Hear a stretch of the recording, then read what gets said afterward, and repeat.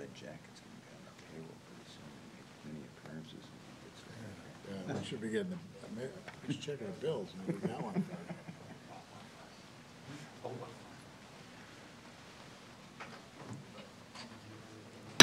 Call this meeting to order. Will you please stand and do the Pledge of Allegiance with us? I pledge allegiance to the flag of the United States of America and to the republic for which it stands, one nation, under God, indivisible, with liberty and justice for all. Thank you. Roll call, please. Vaughn. Here. Kurtz. Here. Hayward. Here. Hill. Here. Scharf. Here. O'Laughlin. Here. Hannah. Thank you. I need a motion to approve the agenda as presented. So moved. Motion by Scharf, second by O'Loughlin. All those in favor say aye. Aye. Opposed, the same. Motion carried. Next on the agenda is our firefighters recognition. So I'm turning this over to your state representative and let him do the presentations, if he would, please.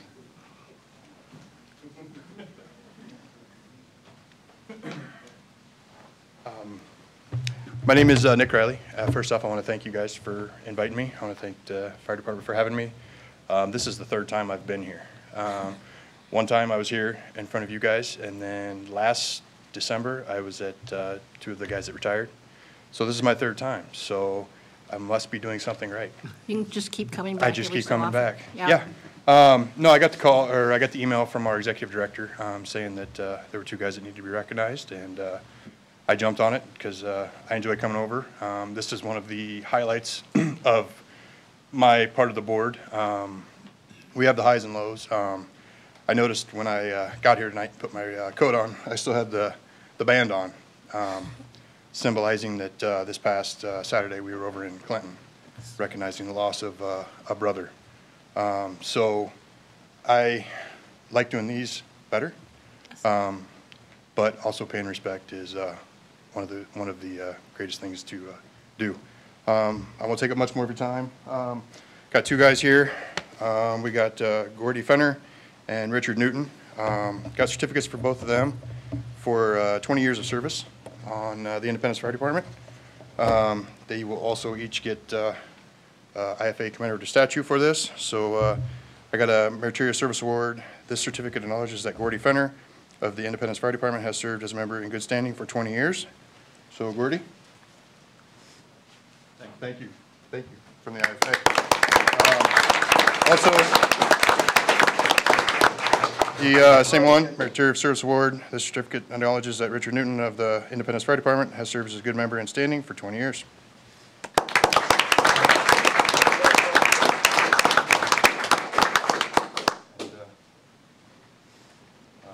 And I think the We'll let member the, of the department has something for you. oh, okay. So going along with that, we do our own certificates as well from City of Independence. Similar kind of thing. This is to certify that Gordy Fenner has honorably served in the Independence Fire Department for a period of 20 years, and is therefore duly entitled to all benefits and exemptions granted under the state of Iowa. So I got one for Gordy, He needs another hand. and I got one for Richard as well.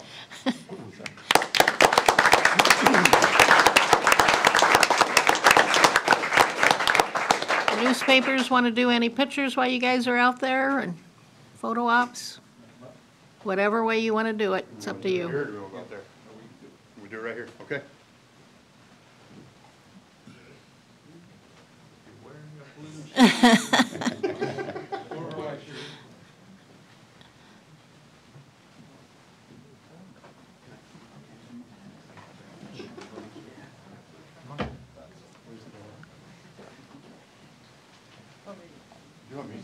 Sure. Yes. Jen, they can't find you back there. Yeah. Jen, you need to get in front so they can see you. I tried to wear heels to be taller.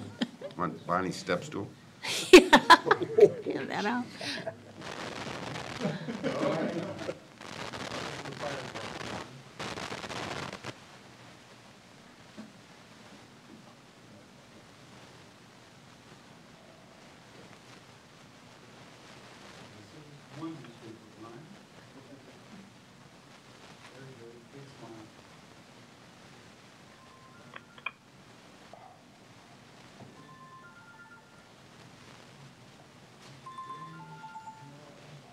city phone?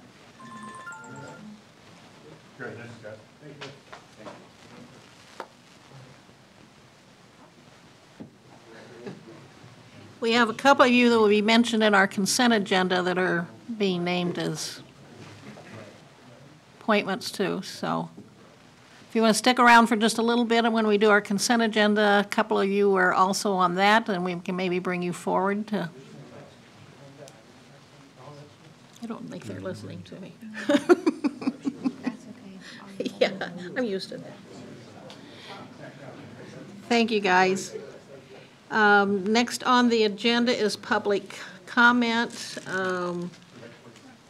Public forum, this is a time to set aside for visitors and public comments only on topics of city business other than those listed on tonight's agenda.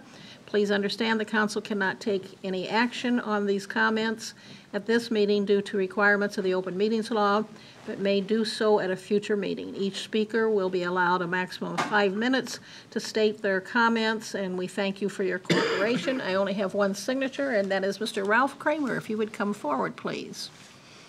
Give us your name and address, and you're good to go. Thank you, Bonnie. I won't take up much of your time tonight. It's getting that time of the year. You guys are getting budget time, guys and girls, I should say. I apologize for that. And I know how exciting that is. Spent many years doing that, and it gets harder every year. You know, it's just, you got more people wanting money, and then the state decides they don't want to pay you all they got coming.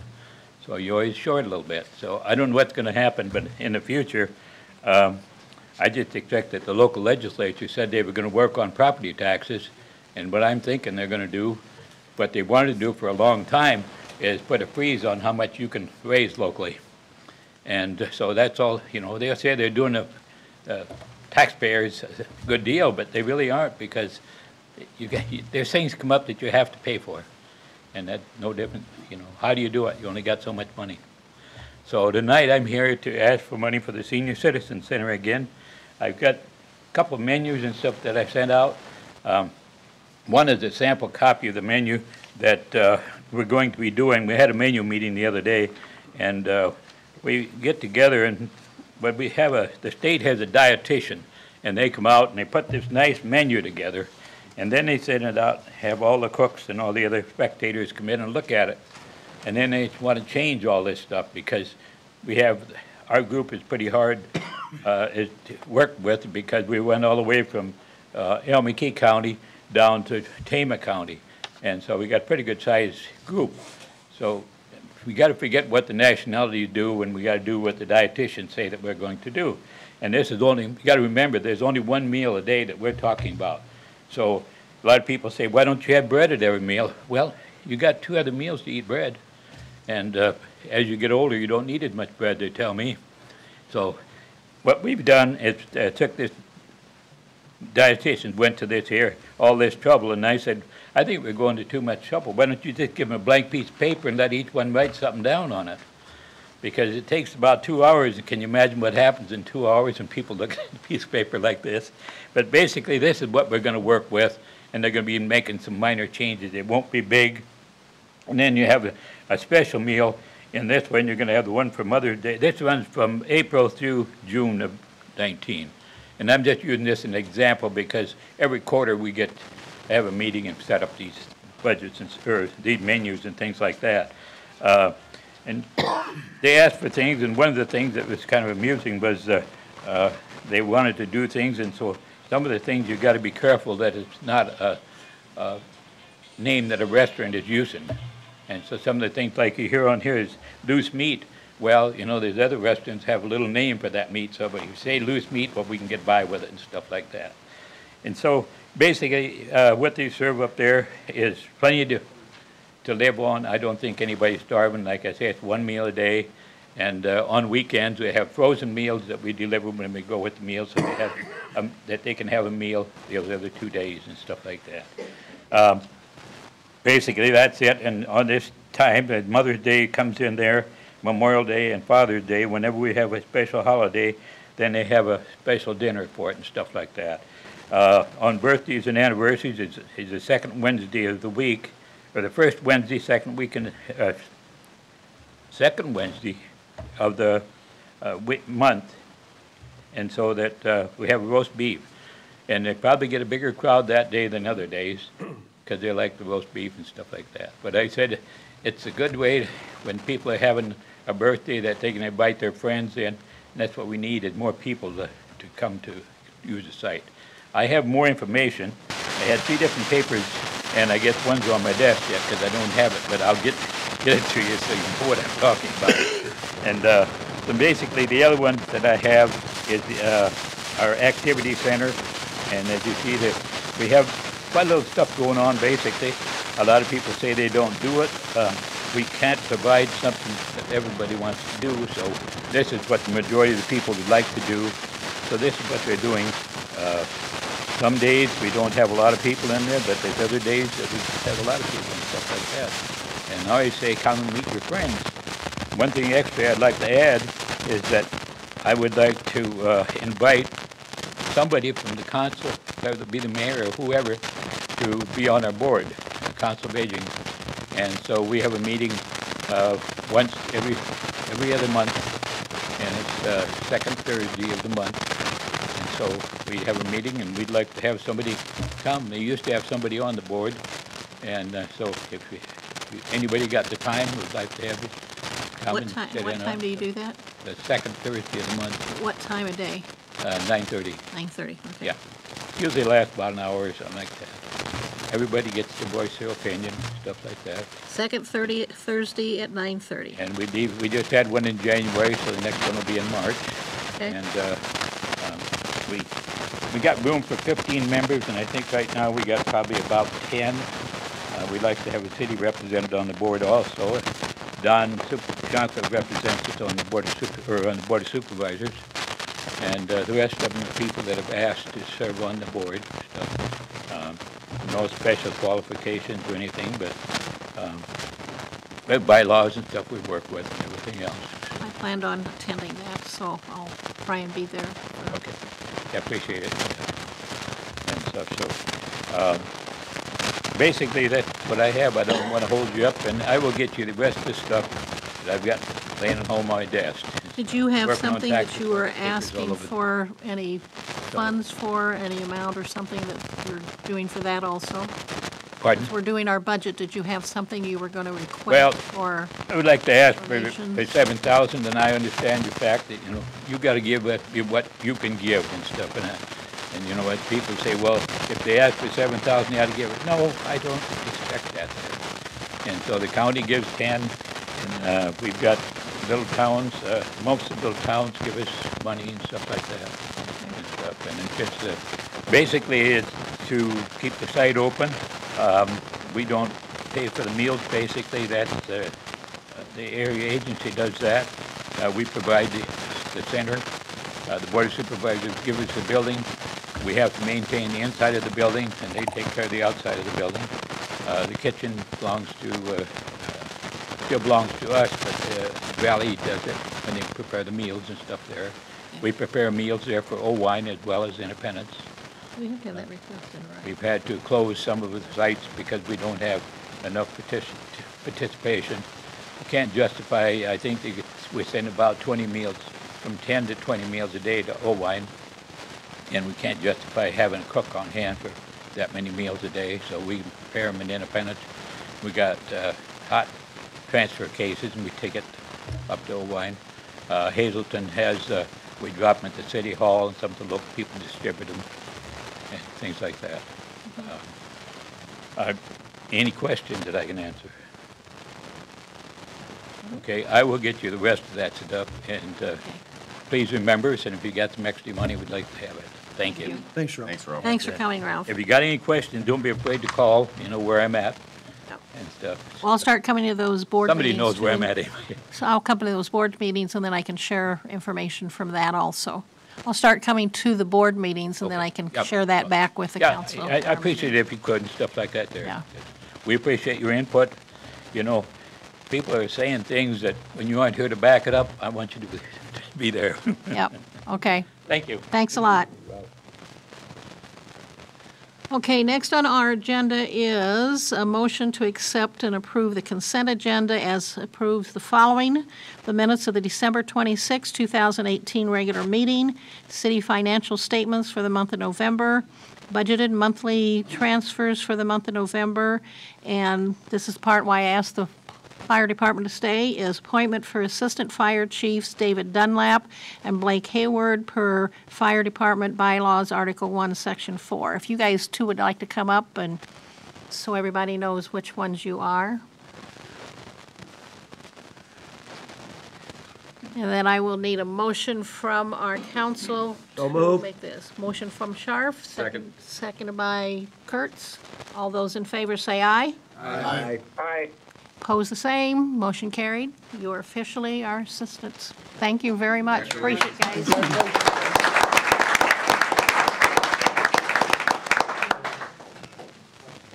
Thanks a lot.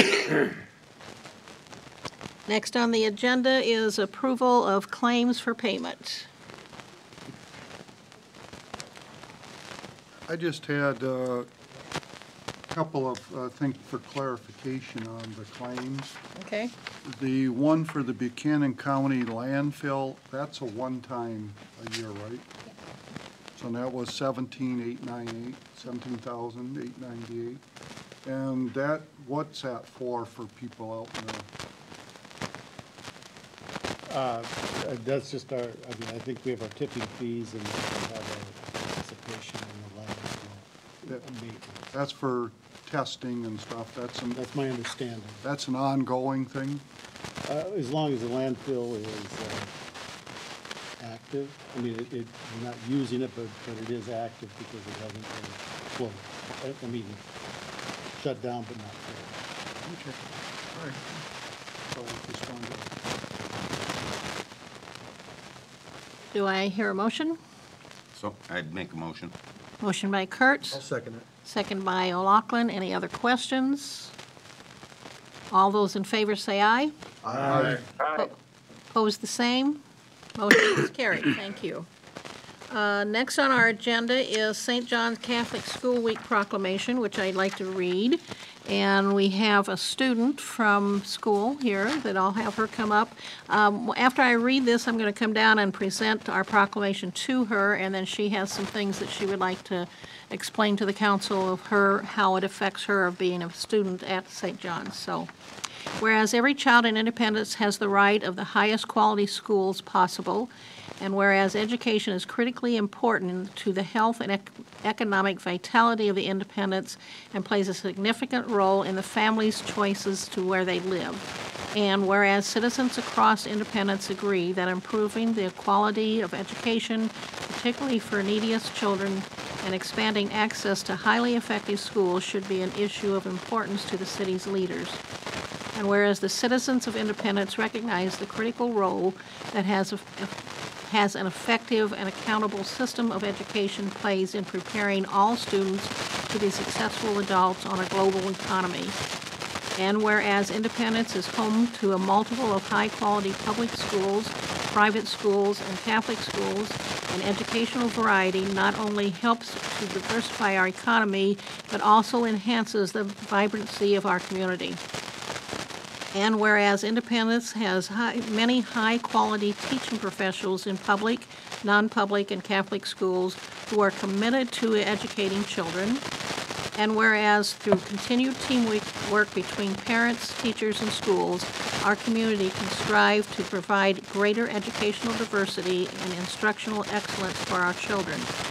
And whereas the vital cause of education reform in one that transcends ideology and political party affiliations, and whereas Catholic School Week is a nationally celebrated event, and during this week we join with millions of parents, educators, schools, and organizations around the country to raise awareness of the importance of Catholic schools for our city, state, and county that challenge and motivate all our students to succeed.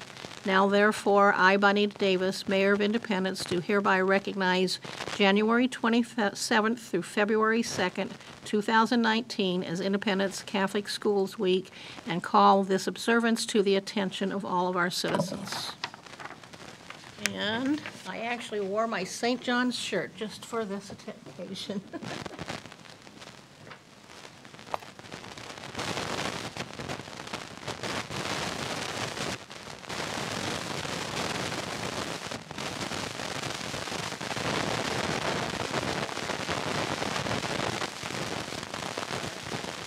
Usually the people want to get a photo op with me or anything. I'll present this to you for your school. Okay. This is the one more like I like this. Everybody back.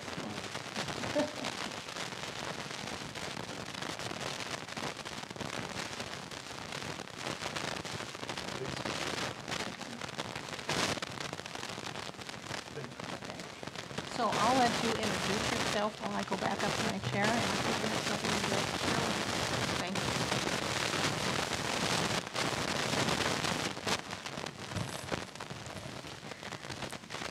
Good evening, Mayor Davis and City Council members. My name is Caitlin Van Buren, and I'm an 8th grader at St. John's School. I appreciate having the opportunity to be here tonight on behalf of my local Catholic school. On Sunday, January 27th, Catholic Schools Week 2019 will officially begin. Catholic Schools Week is traditionally a time to celebrate Catholic education and recognize the achievements of these schools and their students. I have been a student at St. John's School during my entire school career, and there are many reasons I am thankful for this experience. For one, I have been able to grow in my faith and become stronger in it than I would have at a public school, just because St. John's is a Catholic school. I am very grateful for my experience at St. John's, mostly for its small classes and the extra attention its students get because of that. Catholic Schools Week is especially one of my favorite times at St. John's because of the silly costume days and fun extra activities, but also because of the focus on the Catholic side of our education, and how fortunate we are to have that extra time to practice our faith.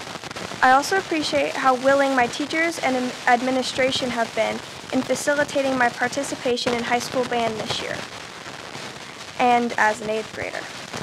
Students at St. John's have all the advantages available to other students and more. St. John's School has been a part of the Independence community for many years. We thank the community and its leadership for the support shown our school in the past and look forward to the future. Thank you again for allowing me to speak to you this evening. Thank you. Thank you for coming.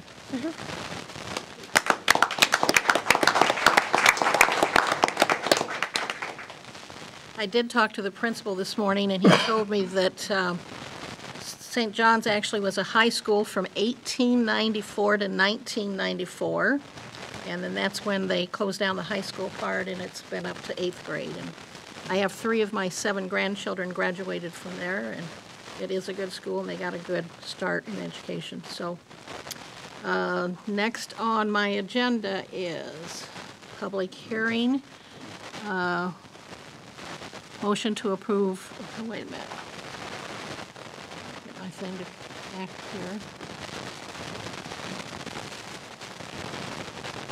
Okay, we have a public hearing on proposed development agreement with Skogman Construction Company.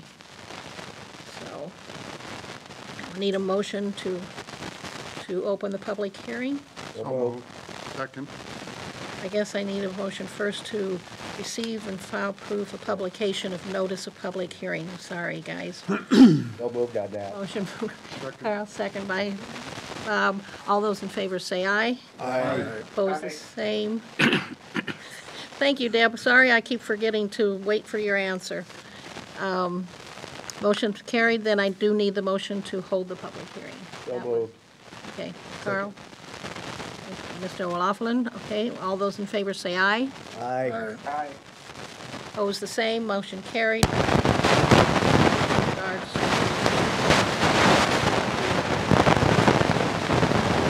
discussion.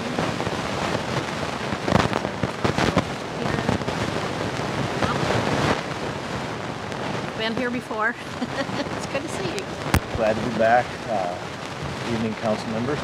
Congratulations, Congratulations to them. Thank you for their service. Just real quick, my name is Kevin Fitro. For those council members I haven't met yet, I'm the Vice President of President Homes. I run our Cedar Valley area.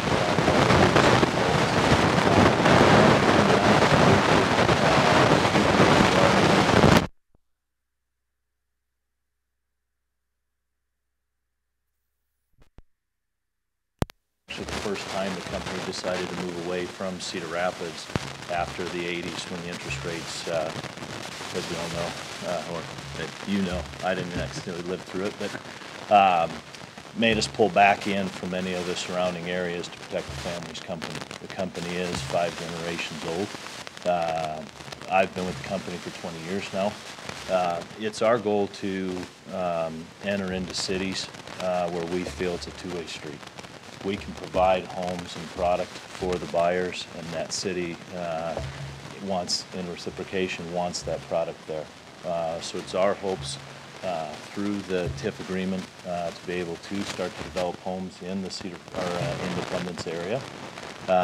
And then if this 10 to 14 lot development would work and we feel it's a good fit, hopefully continue on for years to go, as I've been in Waterloo Cedar Falls now for 15 years. So it'd be our hopes to keep it going here as well. George Lake came to us about midsummer and said that there was about a need in Buchanan from the economic development studies for about 400 beds or units, whether it be multifamily, single family, throughout Buchanan County. So it was our hopes to start here in Independence, where we know it's thriving. We see good opportunity in that 200 to 250 range. But in order to do that, as we've talked to Al and some of the council members, we have to try to find have the ability to develop lots that call for that type of price range home. So if there's any questions, I'm welcome to answer any of them from either the council if there are public questions. All right? Thank you. Thanks a lot. Did you get any written? Anything else? Any questions for council?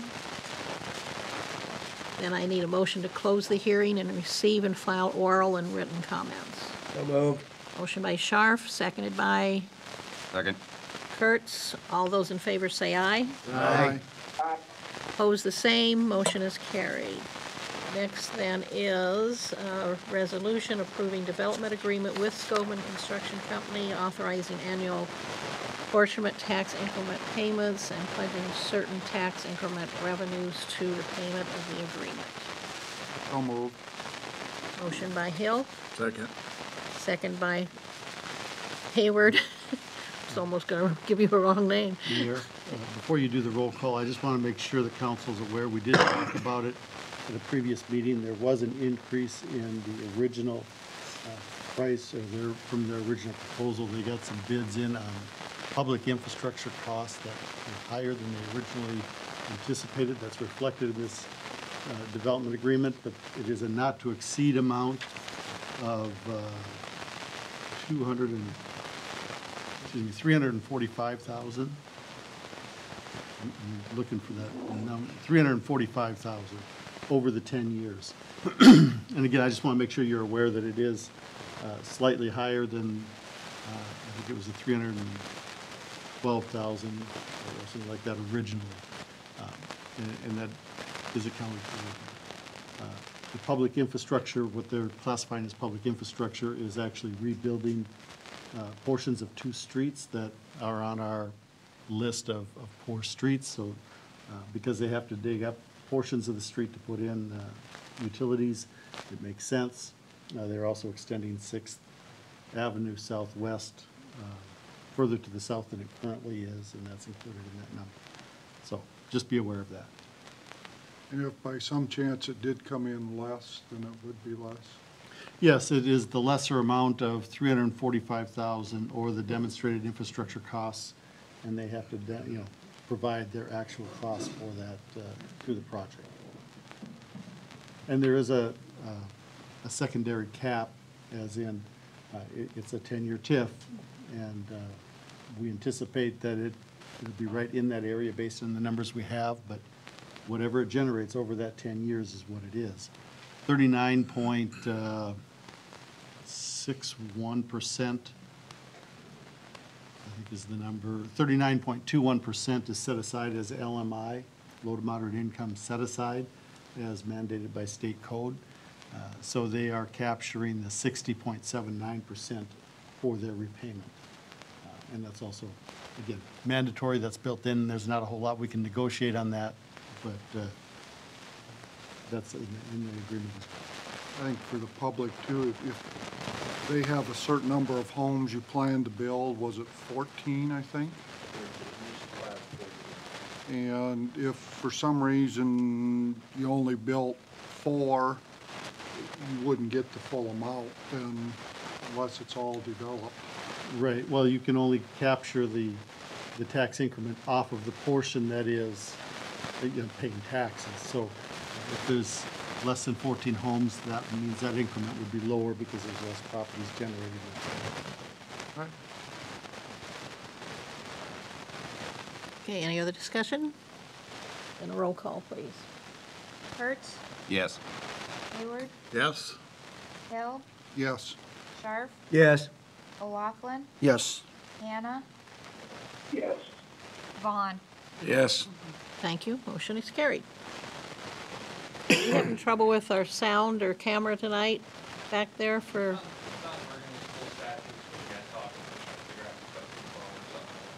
Okay, otherwise we're still good to go? Yeah. Okay. Next on the agenda is, under resolution, is depository annual designation. Motion to approve. I had one change at L.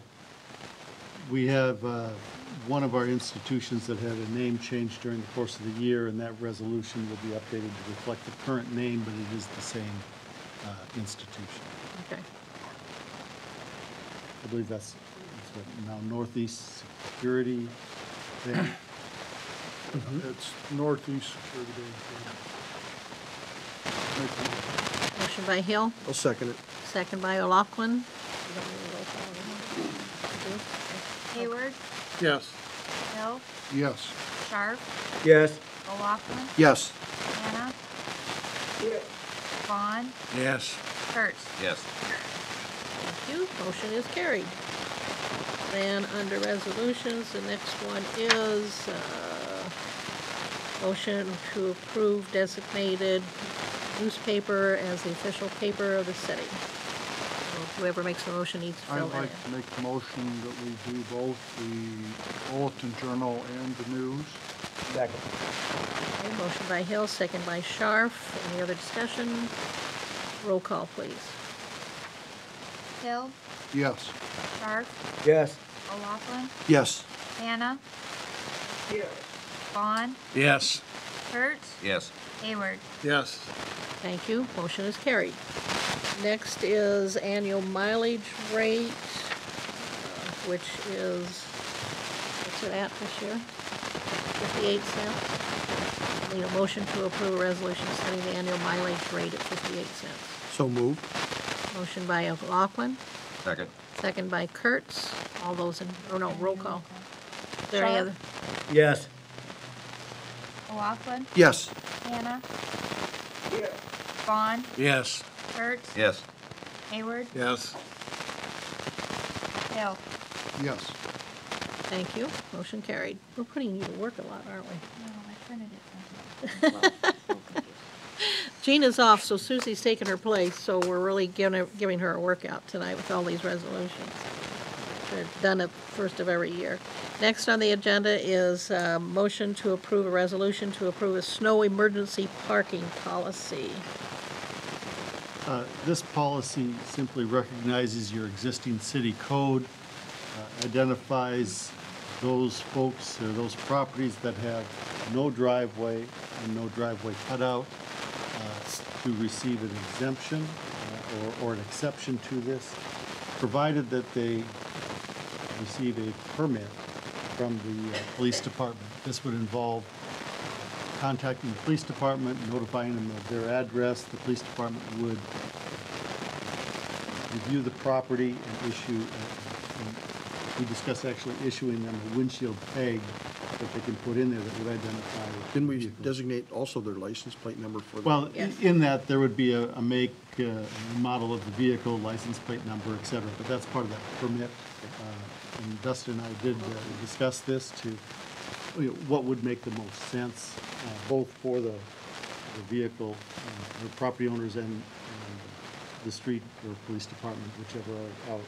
It does limit it to 2 vehicles per property maximum in those cases. Not very many properties in the city meet that criteria, but there are some that do, and that would allow you to have an exception to the code, have a way to identify them in advance, and then they have 24 hours under the policy to move the vehicle so the street department can still come in and clean the streets and finish their job. And so the public understands as the ordinance is that if I do declare a snow emergency, which I think we've done maybe 3 times last year at most, but we never know from one year to another. At that point, everybody is supposed to get all their vehicles off the street so that the street department can come along and do the snow removal. But we had a few places that don't have that opportunity, so have made this new policy to try to address that for those places. That way they would not get a ticket if they have made that report with the police department and given them their vehicle information and such, so they wouldn't get ticketed. Otherwise, you do get a ticket if you're parked in the street during a snow emergency. So. Citizens are available they can park back on the street after it's been cleared. Right. Is there a charge for that, Al? We did not put a charge in this. It was simply a matter of identifying those hardship. Right. With no driveway, no cutout or curb cuts available. And again, it does only protect them for a maximum of 24 hours or until the snow is moved. They do have to move the vehicle so we can finish cleaning the street. If they happen to acquire a different vehicle, the burden is on the property owner to notify the police department and update that information. So there's still some responsibility for the property owners. I think they also have to sign a waiver for anything that happens to the vehicle if it's parked out there during a snow emergency and snow removal time. So. Yes, we did ask for a liability waiver as well.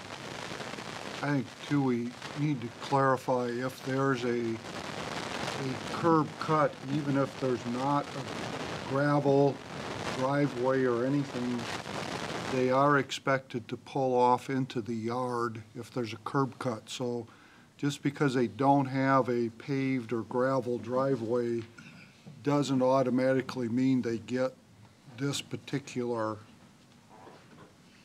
permit. And also, we talked a long time, if it happens to be a holiday, they can't call up and get 3 or 4 more permits for visitors. It's a maximum of 2 cars. So we did spend a lot of time on this over, what, the last... 3 cars. Yeah. Well, we do recognize that there are properties that, like I said, do fall under this hardship. Just a heads up, they're talking a potential snow event for Friday night into Saturday, so they might want to get right on that. It's only Monday, I realize, and that's a long ways off, but I'd rather have my permit in the window, I think, by Friday, I think.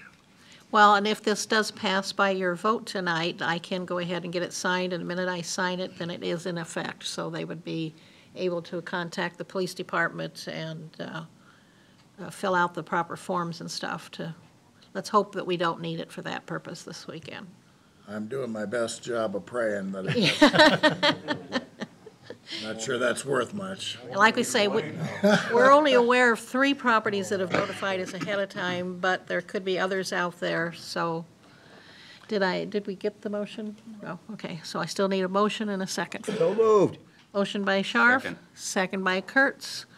Roll call, please. O'Laughlin, Yes. Hannah, Yes. Vaughn, Yes. Kurtz. Yes. Hayward, Yes. Hill, Yes. Scharf. Yes. Thank you. Motion is carried. Next on the agenda is a motion to approve a resolution to assess property owners for Chapter 136 sidewalk regulations. I believe this is in Ward 3. Oh, I'd make the motion. motion by Kurtz, Second? second by O'Loughlin. Any other discussion? If not, roll call, please.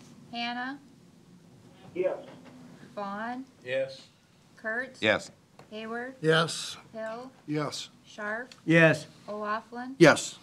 Thank you, that motion is carried. Next on the agenda, and I know we have a couple of airport board members here, is a recommendation by the airport. So if you either both or one of you, somebody wants to come home up and share that with council?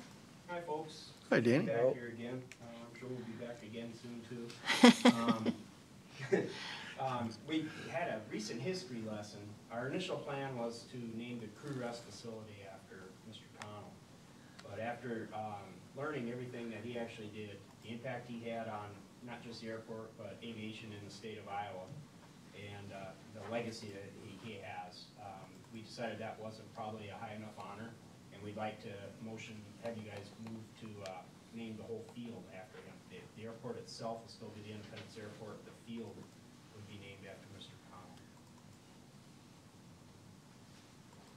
So the name would actually be, you were correcting that earlier, John, would be? Yes, this would involve changing the name of the field to the James H. Connell Field.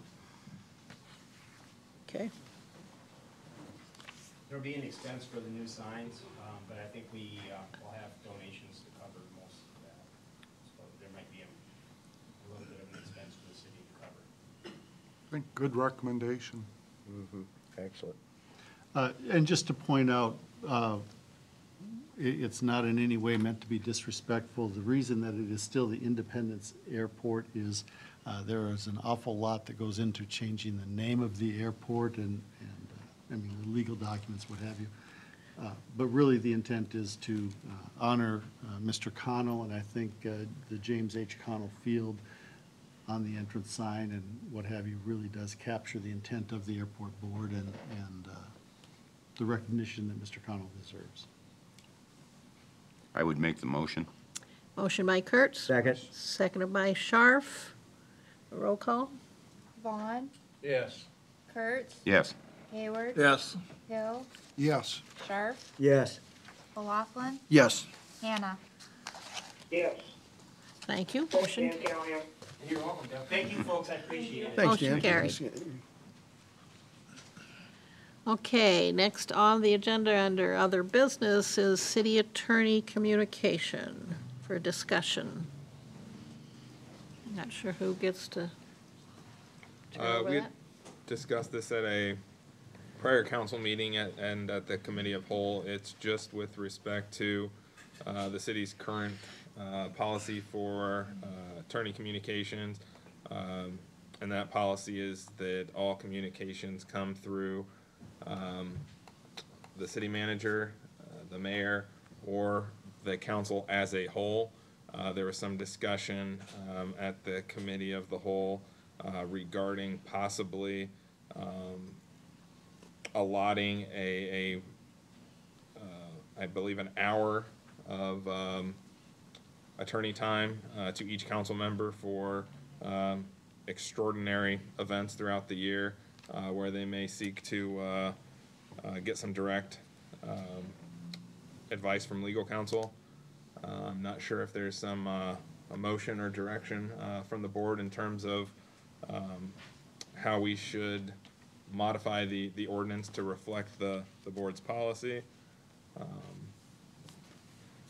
Does anyone have a motion or a suggestion with respect to the policy change? My recommendation to the council is if you want to enact whether it be an hour per council person, I think we also talked about $1,000 cap total for council individually. It works out to be about the same number, or pretty close to the same number either way. to make a motion to direct that change in city code. There's a couple different ways we can do that. We can do a formal ordinance change, or we can take it through the recodification process. So it's really going to depend on the council's desire. I had one question on it. It says a vote of the council, and it makes it sound like it has to be a unanimous vote of the council. I would interpret anything in the code that calls for a vote of the council to require a majority unless statute or otherwise requires a supermajority. I'm just looking at how it was worded, and it almost made it sound like it almost had to be unanimous. Yeah, it says a vote of the council as a whole, I believe, is the verbiage. Right. And I think that's just to designate that the council as a body. That language, if we're looking at it again, doesn't necessarily have to stay if it's confusing, so. I would make a motion by ordinance to allow the council to have up to $1,000 and be limited to 1 hour per member in the event of, that they feel it's necessary to contact the city attorney. I'd second it. Okay, have a motion and a second to make it as a limit of $1,000 or an hour per council member. Any other discussion? And we probably want a roll call. I hope everybody just keeps it in mind and don't abuse it. Just say because we've got that $1,000 once a year, we can use it. If you don't need it, I hope nobody uses it. Right. And we'll make sure that the attorneys will keep record for us so we know when we reach that or whatever the situation is, that the council is aware of it also for budgeting purposes. So I think this probably would be good to have a roll call on it. So Kurtz, Yes. Hayward, Yes. Hill, Yes. Scharf, Yes. O'Laughlin, Yes. Hannah, Yes.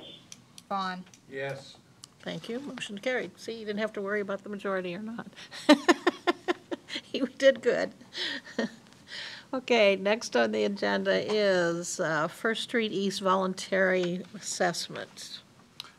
This is on here simply as an informational piece for the council and discussion if you so choose, in working with bond counsel, because there is a voluntary special assessment.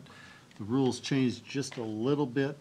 This is referring to the lead service lines on the First Street East project. We have more latitude. We do not have to go through quite as strenuous a public hearing process as what we have on other projects with special assessments. They're actually recommending that we wait until we have the street open, find out how many properties have lead water lines. They would have the property owner sign a waiver of process, which means that we don't have to go through the special assessment hearings, et cetera. And you still have to adopt a resolution of necessity, but that will come actually after the fact, after we find out what's in there. Again, mostly for your information, so you know that there is still the voluntary assessment in place for those that choose to use it, but it does follow a very different process than normal special assessment. What would the fee be in this? Well, it's estimated right now at $1,500 to $2,000 per property, but we won't know until we, two things, until we get the bid document, or actually receive the bids from the state level. It's in the bid document, so once we get those unit prices, and then figuring out how far do we have to bore, what are the hookup costs, we don't know that yet. Sure. So what we have provided to the property owners is an estimate based on some feedback from contractors as to what they think that directional boring under the sidewalk would be into the building, and the plumber to hook up the new service line. But it would be actual cost once we have that project done, or once the work is done, then we'd know the actual cost per property, and that's what the assessment would be. Okay. And this would be significantly less than what it would cost after the fact that the street was all redone. After the fact, it is estimated at $5,000 because there is street repair to be done, there's sidewalk repair that has to be done. You still have to pay for the pipe and the hookup inside. Really what we're foregoing is all that repair to the street and sidewalk that you would have to tear up. Yeah. Most folks along the project area have expressed interest in it. We have several people as recently as today that have said, oh, I forgot to sign my document, I'm interested. So I think they recognize the benefit. We are not charging them, we are not assessing them if there's no lead service line. If we don't have to go in there, all the better. You'll remember that the project includes the water main and the service line from the main to the back of curb, where a new curb stop will be put in. Regardless of whether there's lead or not, we're gonna go to the back of the, We're going there, period. just so they're clarified with that. Right. So the street, I mean, because we're putting in a brand-new street, put in the new water and service lines that far, at least to get it to the back of curb. How far are you going? To the back of curb. In other words, right where They the, replace the turnoff valve? yes. Because most of them was put in when Abraham Lincoln was president. Oh, I don't think they're that new. Pretty old. But that's part of the process, is to repair and replace that portion of it with the project, which makes sense when it's wide open. You know, the only thing that came into question was that portion of the line under the sidewalks, which we are not opening up in the downtown area, so. I think clarification of people out TV land, we're talking about the downtown businesses, not a generality throughout First Street project. It's only the first couple of blocks of First Street coming from the river east, so. Right, this, actually, the project area where this is affected is from the Wapsipinicon Bridge east to 6th Avenue Northeast. So it's that first 6 blocks in the business district, correct? Okay, moving on. Next on the agenda is discussion, or information on the hotel motel tax discussion that we've had. There has been quite a bit of discussion about the hotel motel tax and what we can or should do with that moving forward. I simply put together a little bit of information historically. I only went back 3 years to July 1st of 2016. Well, actually, I've got some graphs and information back to when it was initiated in 2005. But in the council packet, the write-up really looks at how have we spent it over the last 3 fiscal years. 42% has been used for external entities. That's really the time frame when we stopped doing the grants, if you want to call them that, going through the grant process. 42% has been used for the pool, again in rough numbers, and 15% has been used for other city projects, including the website, highway signage, library, parks and rec activities that qualify under that heading. Because of the funds that we've used, we have had a property tax reduction, a levy reduction. It's been one of the ways that we've been able to help keep that levy lower, anywhere from 3.9% to, it was just over 0.5% last year that your overall levy was reduced because we were able to use some of the hotel motel tax for eligible expenses at the library and Parks and Rec. So we do budget $80,000 a year in revenue. Our average revenue in the last couple of years has been a little bit higher than that. But again, being conservative on our revenue estimates, we continue to budget what we're safe or feel is a safe number at 80,000. Last year, that total was 104. Al, how much time, or how much more do we owe on the pool? Will that be? We are done with our commitment to the pool. Our contribution to the pool matched the tourism grant, or the, I'm drawing a blank on the name there, but the 100,000 that we received from the state. So the funding that we had been devoting to the pool would come back into us as far as we could either use it for property tax relief or? Well, I want to be careful. We cannot use it for property tax relief. We realized property tax relief because we did not use property tax levy dollars to fund part of the Parks and Rec and Library operations that qualify for hotel motel. Yeah, I guess it would still, we could still use it for those things that qualify. Yes. Yeah, and again, I just have to be very careful because Right. it has to be a qualifying expenditure. But You yes. said we can. exactly what I meant. Okay. Thank you. So we continue to fund outside entities. You know, the list of entities that we fund would include, you know, tourism, chamber, economic development, you know, those entities that bring in culture and recreation type of, or promote culture and recreational type of activities. Does the senior center fall under that? I'm not sure I can say yes. I don't think so. That's why I'm asking. I'd be It would willing appear to look be in at the it, gray but, area to me, but yeah, I'd be nervous about that one off the cuff, but, just curious.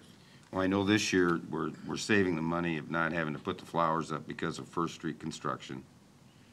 And we're gonna be, where are we at on the branding? Are we still making outlays on the branding process or not? branding on itself, no, but we are on the, Signs. if you think of the signage, which is part of the branding effort, we have not done anything with entrance signs at all. This year, you do have a $25,000 commitment to the National Endowment of the Arts grant application, should it be funded. So in our budget process, we have to set that money aside before we know whether or not we have the grant. I mean, that has to be pulled out off the top. We do have, well, let me go through real quick. We've got tourism. Intercog has a transit program that we fund, and that is included the chamber, a local foods coordinator, 4th of July event, branding generally, but moving forward, it won't be branding efforts as much as the signage, I think, is your big ticket there, and economic development. So, can we use that money elsewhere? Yes.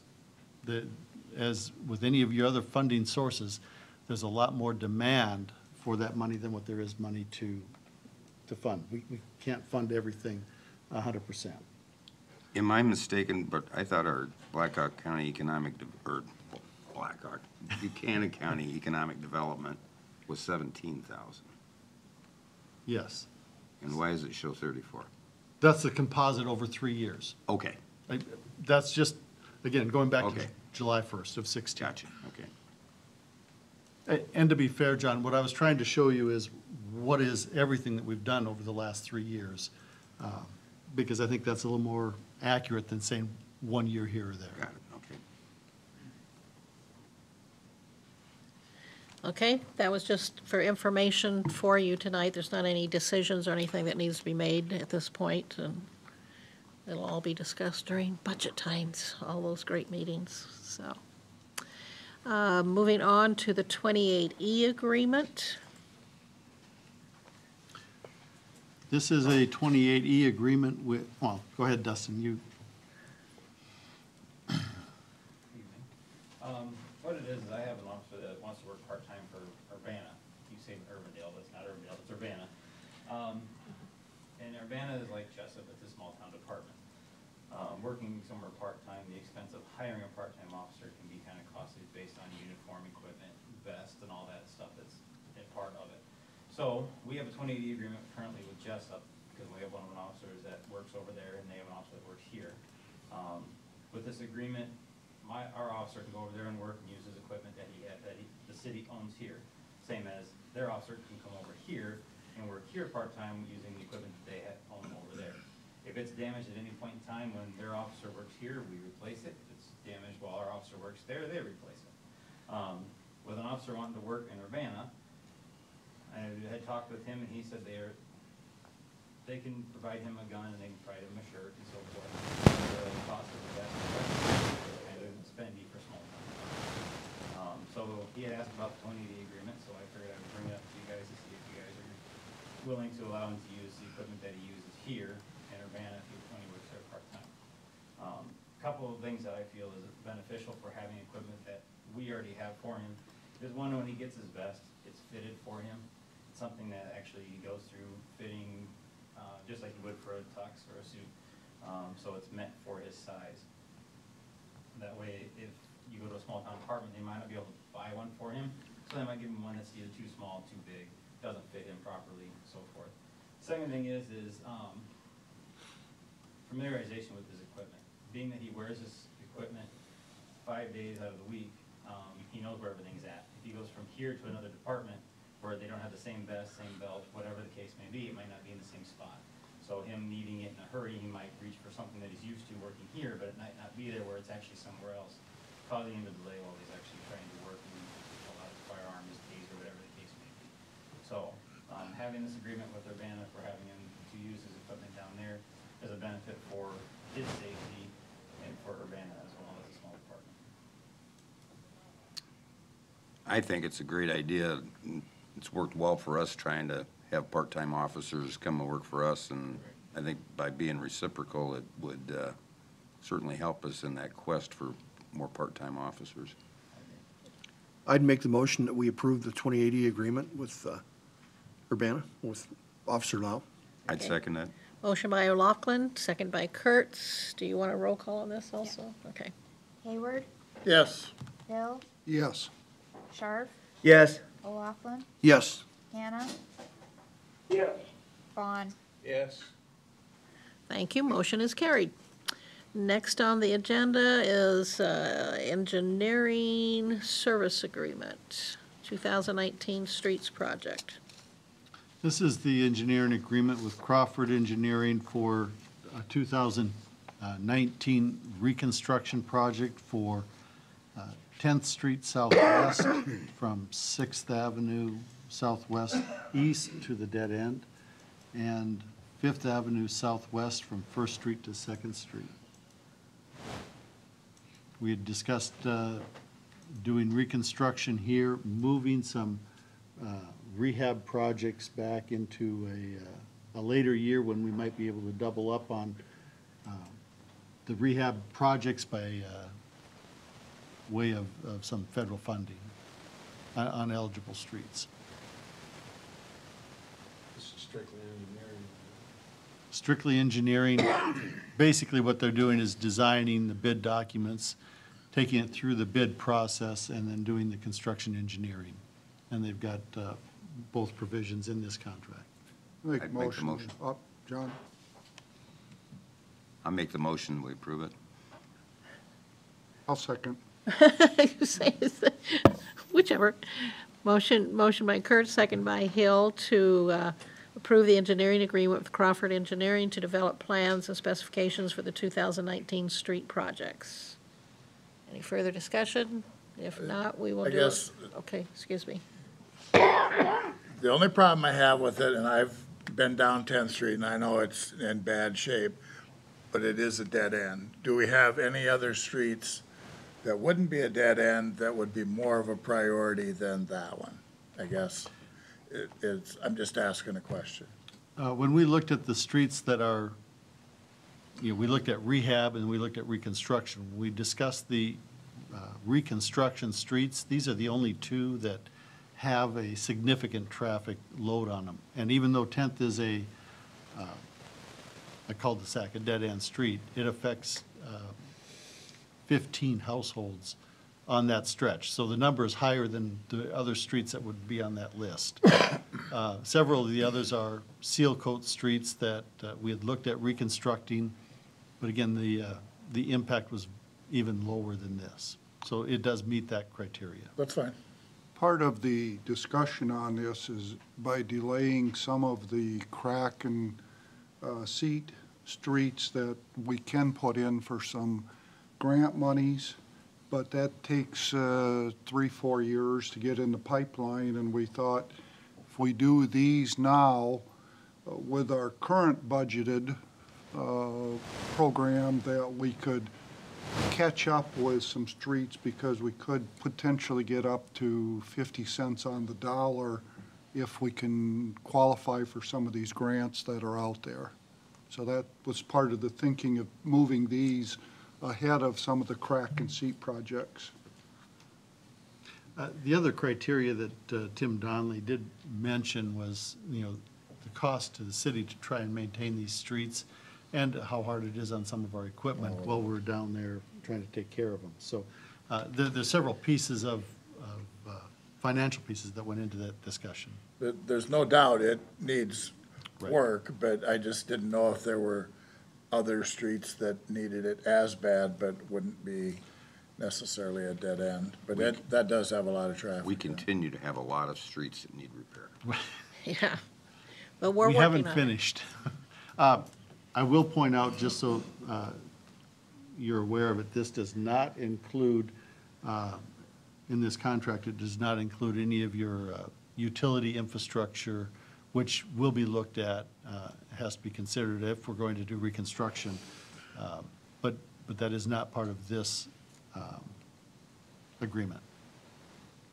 So Mark will be televising the sewer line in that area. We'll have to take a look at water lines and storm sewer. I know Tim said he has some concern about storm sewer. I'll let Brian decide how serious that is or what has to happen there, but all three of those have to be looked at as we go through this project. Yep. Yes. Okay, sounded like you might have got disconnected. Okay, do I hear a motion? Thank you. Do I hear a motion, or do we have that? We had that. I'll make the motion Then for- you want a roll We've call. already got it. Hill, Yes. Scharf, Yes. O'Laughlin, Yes. Hannah, Yes. Vaughn, Yes. Kurtz, Yes. Hayward. Yes? Thank you, motion is carried. Next on the agenda is possible closed session. I would ask the council to indulge one more closed session for the discussion of the purchase of real estate. And Al and I have discussed it, and it is my opinion we can legally adjourn to closed session for this topic pursuant to Iowa Code 21.51J. Okay, Do we need a motion on that? so I just say we need a motion to go enter into it first before we, I would make a motion that we enter into okay, closed motion session by to Kurtz. discuss possible real estate. Second by Scharf. All those in favor, you need roll call, okay, roll call. Scharf, Yes. O'Laughlin, Yes. Hannah, Yes. Vaughn, Oh, I abstain. Kurtz, Yes. Hayward. We will be coming back, everybody, for some reports and stuff, if you want to just wait out in the fire department. Yes.